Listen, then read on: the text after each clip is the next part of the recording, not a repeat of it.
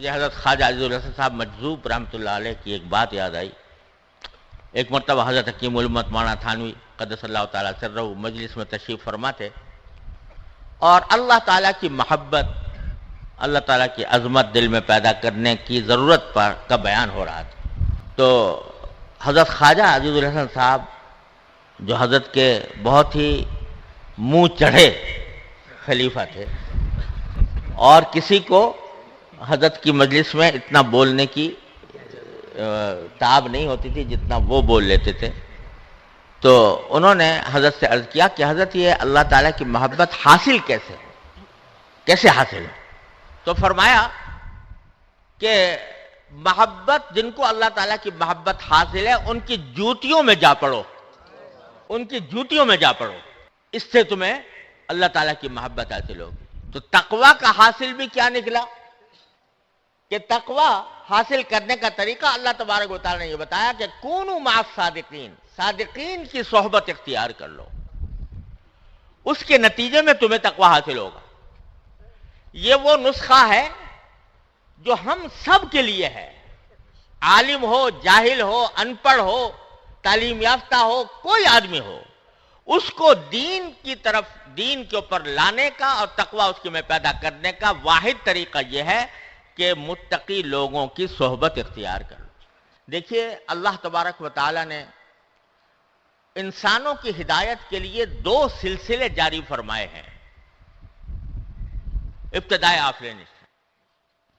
ایک کتاب اللہ اور ایک رجال اللہ.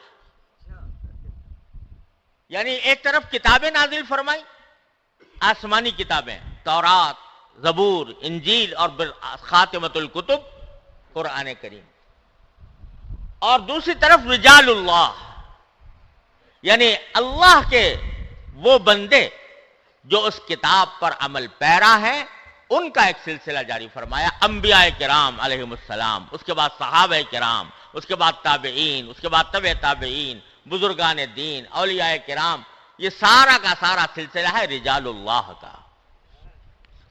اور آپ نے دیکھا ہوگا، کہا جاتا ہے اور درست کہا جاتا ہے کہ سارے قرآن کریم کا خلاصہ سورہ فاتحہ میں ہے. سورہ فاتحہ پورے قرآن کریم کا لب لباب ہے. کیوں ہے؟ اس کی وجہ عام طور سے یہ بیان کی جاتی ہے کہ اس میں دعا ہے اہدنا الصراط المستقیم، کہ اللہ ہمیں صراط مستقیم کی ہدایت عطا فرما. اور صراط مستقیم سارے قرآن کا خلاصہ ہے، کیونکہ قرآن کا جو بھی حکم ہے وہ صراط مستقیم پر لانے کے لیے. تو اللہ تعالیٰ نے یہ دعا سکھائی ہمیں اور آپ کو کہ اہدنا الصراط المستقیم، اے اللہ ہمیں صراط مستقیم کی ہدایت عطا فرما. اب وہ صراط مستقیم کیا ہے، اس کو اللہ تعالیٰ نے جو آگے بیان فرمایا وہ کس طرح، صراط الذین انعمت علیہم،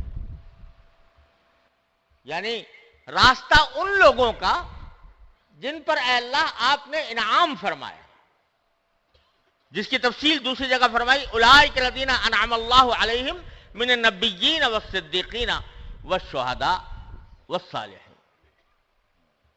تو جب صراط مستقیم کی تعریف کرنے پر آئے اللہ تبارک و تعالی تو یہ نہیں فرمایا صراط القرآن،